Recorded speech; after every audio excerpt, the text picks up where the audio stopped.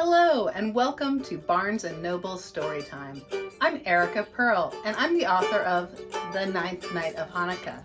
And that's what we're going to read today. The Ninth Night of Hanukkah by Erica S. Perl, illustrated by Shahar Kober. On the first night of Hanukkah, Mom couldn't find the menorah.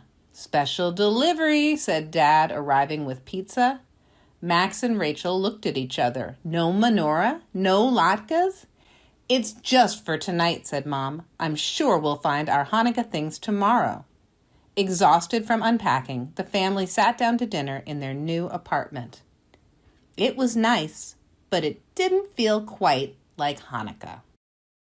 On the second night, the missing menorah still hadn't turned up. "Should we go to the store?" asked Max. "No, we'll find it soon," said Rachel. "Besides, I have an idea for tonight." Rachel made a beautiful menorah. Max helped her decorate it. But when it came time to light the candles, Mom realized she packed them with the menorah. "Now should we go to the store?" asked Max. Mom checked her watch and shook her head. "Everything's probably closed by now." Max and Rachel convinced Mom to let them ask one neighbor. They knocked on 2C right next door and explained the situation to Mrs. Mendez. "Would these work?" she asked. "Maybe," said Rachel. Dad lit the shamash. Max and Rachel each used it to light a candle. Then Max and Rachel both got presents. It was nice, but it didn't feel quite like Hanukkah. On the third night, Dad offered to make latkes.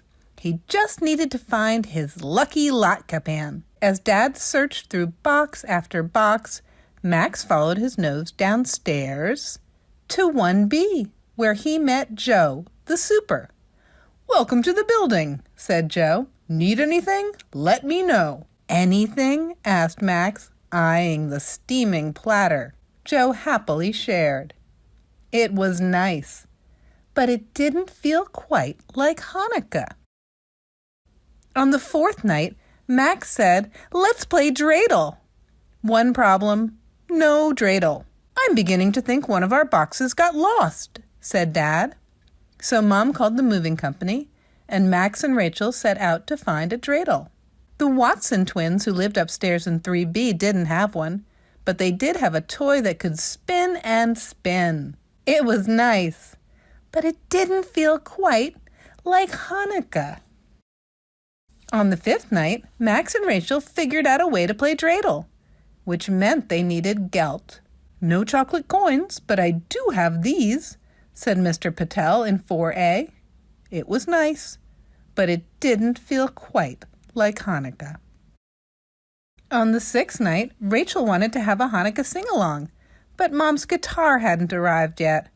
"Gigi has one," shouted the Watson twins, running up to 5C. It turned out they were almost right. Mom taught Gigi the chords to Rock of Ages, and everyone sang. It was nice, but it didn't feel quite like Hanukkah.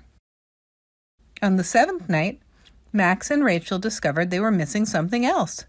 How do you wrap a present without wrapping paper? On their way outside, they saw Dr. Lee reading in the lobby.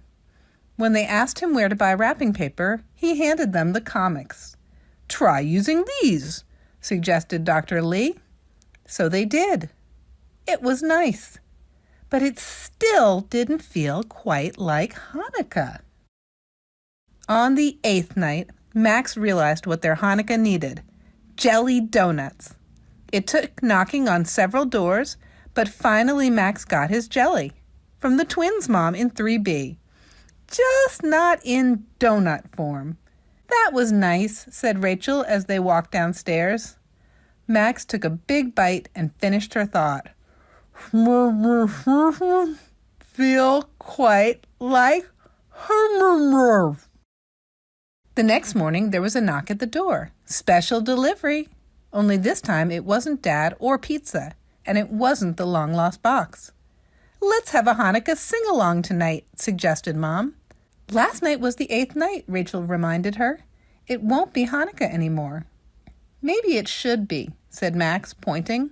9 candles, 9 nights. Rachel's eyes lit up. She whispered to Max. Max whispered back, and together they developed a plan. With a box of candles and a box of crayons, they set it in motion. That evening, Max and Rachel waited and waited. "Maybe this isn't going to work," said Max. "It'll work," said Rachel, sounding more confident than she felt. Just then, there was a knock at the door. And another, and another. Max and Rachel thanked them all for coming. Then they explained the reason for their Shamash night celebration. "For 8 nights of Hanukkah, the Shamash helps light all the other candles," said Max. "Like all of you helped us," added Rachel. "So we wanted to say thanks to the Shamash and to you." Just then, a voice called out from the back of the line of guests, "Special delivery!" "The missing box," said Mom. "Now that's what I call a miracle," said Dad. In the box, Max and Rachel found their family menorah, Hanukkah candles, Dad's lucky latke pan, dreidels and gelt, wrapping paper, and Aunt Edith's recipe for jelly donuts. So, on the 9th night in their new home, Max and Rachel and their new friends talked and laughed, ate and played games, sang and danced by the light of many candles. It was nice. Really, really nice. And best of all, it felt exactly like Hanukkah. I hope you enjoyed reading The 9th Night of Hanukkah with me. I'm Erica S. Perl, and thanks for coming to Storytime. Happy holidays!